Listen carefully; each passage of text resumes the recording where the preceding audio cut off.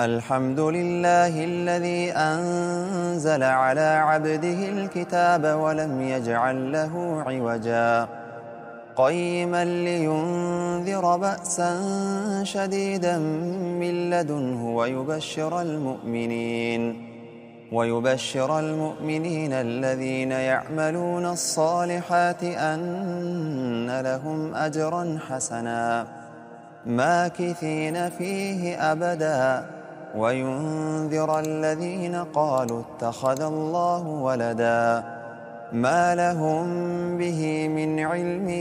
ولا لآبائهم كبرت كلمة تخرج من أفواههم إن يقولون إلا كذبا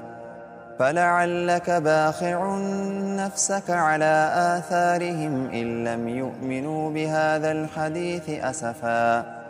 إنا جعلنا ما على الأرض زينة لها لنبلوهم أيهم أحسن عملا وإنا لجاعلون ما عليها صعيدا جرزا الحمد لله الذي أنزل على عبده الكتاب ولم يجعل له عوجا قيما لينذر بأسا شديدا من لدنه ويبشر المؤمنين الذين يعملون الصالحات أن لهم أجرا حسنا ماكثين فيه أبدا وينذر الذين قالوا اتخذ الله ولدا